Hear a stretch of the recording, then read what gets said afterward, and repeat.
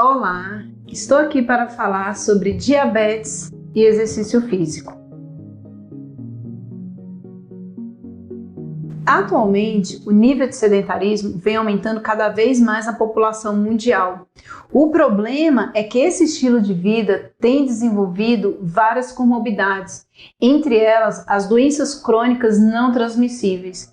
E aqui eu trago em destaque a diabetes, que é uma doença metabólica caracterizada pelo estado hiperglicêmico crônico, ou seja, o aumento de concentração de glicose na corrente sanguínea. E que, de acordo com a Sociedade Brasileira de Diabetes, está associado com esse comportamento da população, principalmente no que diz respeito à alimentação associada ao sedentarismo. No Brasil, de acordo com a SBD, existem 13 milhões de brasileiros diagnosticados com a doença, o que representa 6,9% da população. E que, segundo a Federação Internacional de Diabetes, o sedentarismo foi considerado fator de risco para essa população.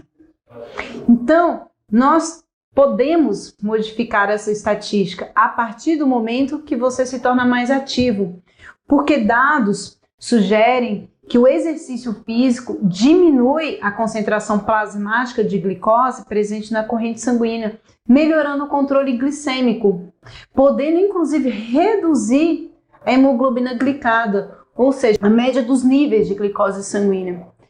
E uma das coisas que mais afeta o diabético é o sistema nervoso, que fica sobrecarregado devido a essa alta concentração, que pode sobrecarregar as terminações nervosas, dificultando as transmissões de sinais elétricos entre as células do neurônio, as células dos tecidos, tecido muscular, por exemplo, das glândulas, e que parece que essa população, que os diabéticos, tem uma dificuldade maior quando comparada com outras pessoas que não possuem essa doença. Então, o nosso cérebro ele tem a capacidade de se adaptar de forma estrutural e funcional, o que nós chamamos na neurociência de neuroplasticidade, que é justamente essa adaptação aos estímulos. Então, o seu cérebro ele pode se adaptar de forma negativa ou positiva. O que vai desencadear essa adaptação? Os estímulos que você está submetendo. Então, o exercício físico ele pode ser um fator benéfico, por exemplo, na liberação de alguns neurotransmissores que auxiliam nesse processo de manutenção da nossa saúde, como, por exemplo, o GABA, que é importante no controle das atividades muitas vezes excessivas das nossas atividades neurais.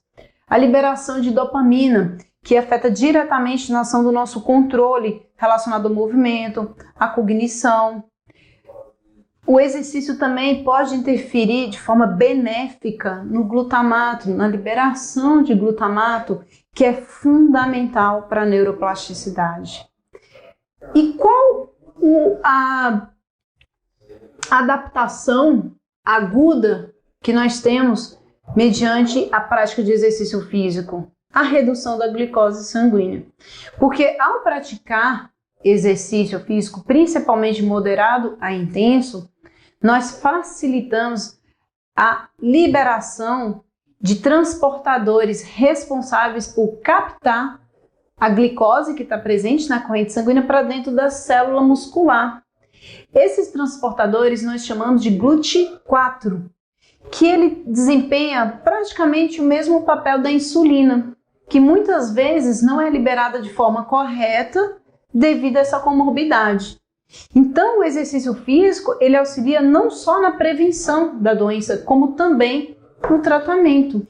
Alguns estudos reforçam que a prática de exercício físico ajuda na manutenção da saúde justamente por facilitar o transporte sanguíneo, a oxigenação dos tecidos musculares mediante essa adaptação. Inclusive, estudos publicados recentemente na Neuroscience, eles concluíram que Ao trabalhar grandes grupos musculares, você tem um aporte maior no processo de captação de glicose, que está presente na corrente sanguínea, para dentro do tecido muscular, sendo assim utilizado como fonte de energia. Então, como diz, no programa de educação em saúde Doce Desafio, a vida não precisa ser amarga só porque você é doce. Vamos nos movimentar porque você foi feito para o movimento.